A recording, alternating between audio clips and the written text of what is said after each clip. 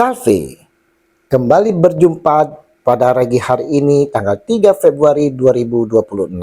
Mari saudara-saudara yang terkasih, di pagi yang cerah ini kita mau bersama-sama bersyukur kepada Tuhan di dalam doa karena berkat-berkat yang telah kita terima sepanjang hari ini.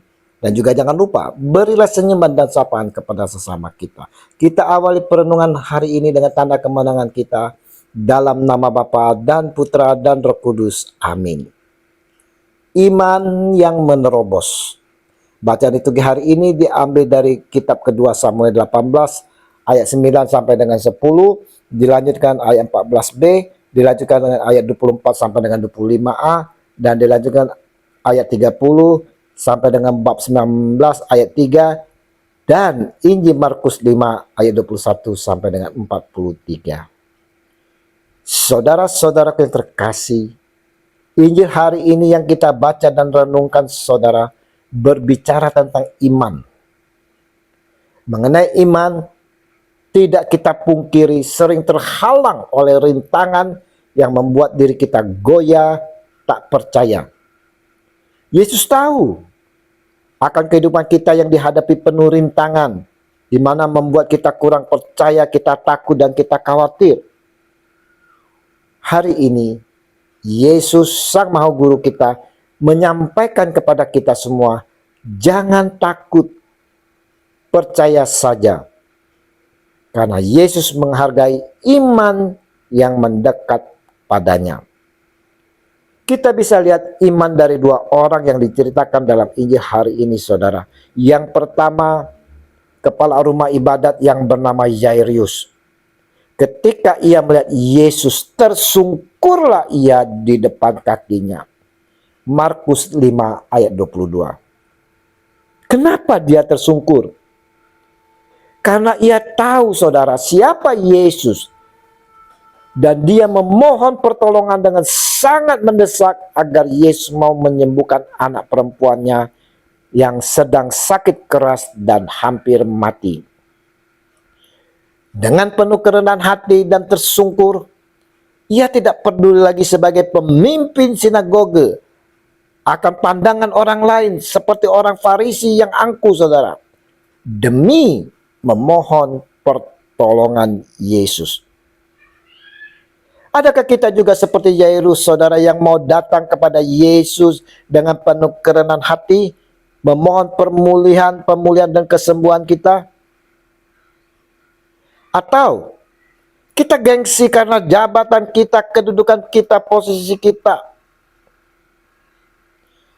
Tindakan tersungkur yang dilakukan Yairus ini, saudara, merupakan tanda penghormatan, iman yang mendalam, dan pengakuan akan kuasa Yesus di tengah keputusasaan. Dan yang kedua, saudara, kita melihat seorang perempuan yang sudah 12 tahun lamanya menderita pendarahan. Markus 5 ayat 25. Perempuan ini, saudara, telah mengalami keputusasaan medis dan finansial. Namun, saudaraku, imannya membawa kesembuhan.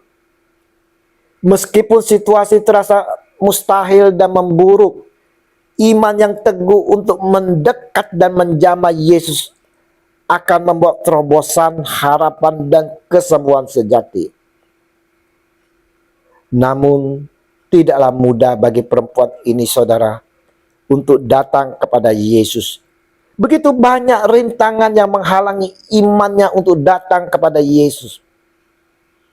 Di tengah-tengah orang banyak itu, saudara, ia mendekati Yesus dari belakang dan menjamah jubahnya sebab katanya, asal ku jamah saja jubahnya, aku akan sembuh.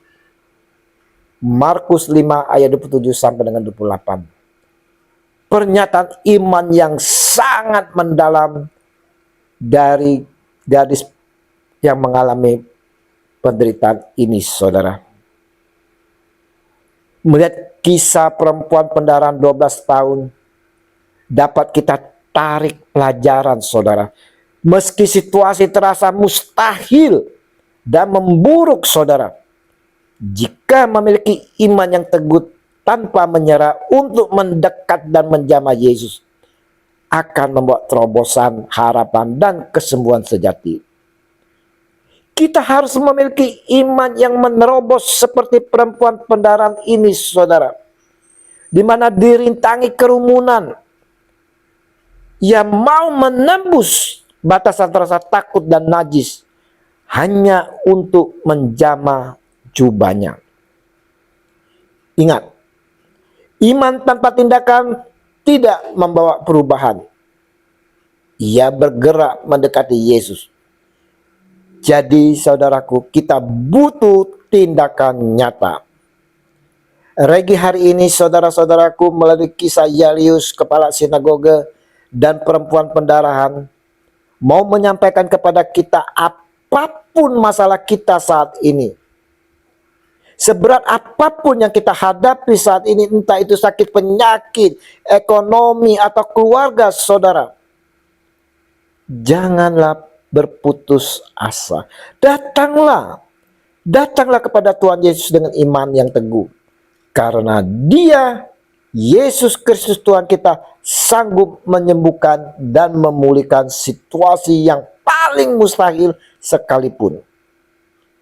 Ingat, Yesus tidak hanya menyembuhkan secara fisik seperti perempuan pendarahan, tetapi juga memulihkan kehidupan, membangkitkan anak Yairus. Ia peduli pada kebutuhan personal dan status sosial kita, baik orang terpandang seperti Yairus maupun yang terpinggirkan seperti perempuan pendarahan itu. Mari saudara-saudaraku yang terkasih, kita mau memiliki iman yang bertahan seperti Yairus, dengan tetap percaya walau situasi seburuk apapun saudara. Dan juga mau memiliki iman yang berani menerobos seperti perempuan pendarahan, di mana mau bergerak untuk datang kepada Yesus meskipun rintangan terasa besar. Ingat, apapun keadaan dan status kita saat ini, Yesus berkenan untuk melihat iman kita saudara, melihat iman kita kepadanya. Maka teguhkanlah dan tetaplah percaya kepada Dia, Yesus Tuhan kita. Kiranya kita memiliki iman yang tetap teguh kepada Tuhan, sekalipun kita berada dalam keputusasaan dan mau mengakui keterbatasan kita dalam menghadapi persoalan yang ada, dan menyadari bahwa tidak ada lagi yang paling kita butuhkan selain Yesus dalam hidup kita, kini dan sepanjang segala abad. Amin.